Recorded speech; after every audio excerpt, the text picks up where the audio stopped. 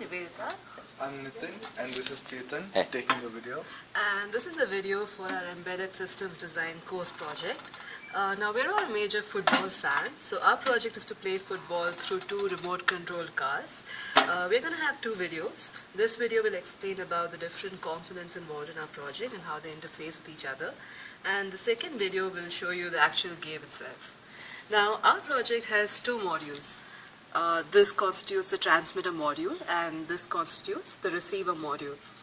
Now to start off with the transmitter module, this guy here is the Nyko Kama Nunchuk controller, which is basically a knockoff of the Nintendo Wii controllers. One advantage it has is it's wireless, so it allows for easy movement. Now it has an XY analog stick which is used to control the car, two buttons for sync and power, and an accelerometer. Now we communicate with the Nunchuk controller through the I2C serial interface. This module here is the wireless receiver for the Nunchuk controller. Now the red and green wires are the I2C clock and data lines, and the brown and the white wires are for power and ground. Now the data from the analog stick of the Nunchuk controller is transmitted to the receiver module via the CC2520 radio.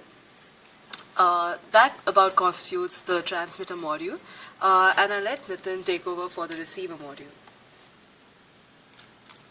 This is the receiver module of our project and it is mounted on a car, as you can see. It consists of a CC2520 radio module and it is driven using two motors. One of these motors is used to move front and back and the other one is used for steering to move left and right.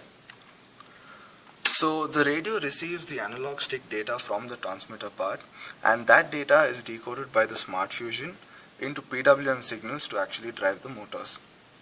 The motors are driven using this handy little thing right here, which is a dual motor driver.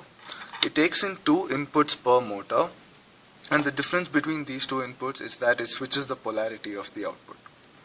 Now this ugly looking thing right here is used to actually control the ball as we are moving. It looks bad, but then we had issues of actually controlling the ball in the direction in which it moves, and this does the job pretty well, so that's good. And also whatever data we receive from the radio is also being displayed on the OLED, and this helped us a lot in the debugging aspect of it. So now let's move on to the demo and see how this entire thing works. This is the transmitter part of our project. It has already been programmed to start sending data. The Nyko Kama controller which we use sends data in packets of 6 bytes. The first 2 bytes are from the analog stick, and this is what we use to control our cars. As you can see here, it displays all the 6 bytes being received from the Nyko Kama controller. You can probably also see a TX start and a TX done, which indicates that the radio started transmission and it has finished transmitting. Here we have the receiver part of our project. It has already been programmed to start receiving data. As you can see here, the OLED is displaying the received data. As Nitin presses the front and the back, the wheels turn in the appropriate direction.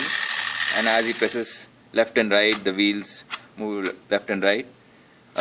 Then this can be used to bring about motion of the car. Also you can see that the response time is pretty awesome. There's absolutely no latency, and we have been having fun all day long driving this around, and Nitin here has been actually doing donuts, which Alright, so make sure you watch the next video, which will be the actual soccer game.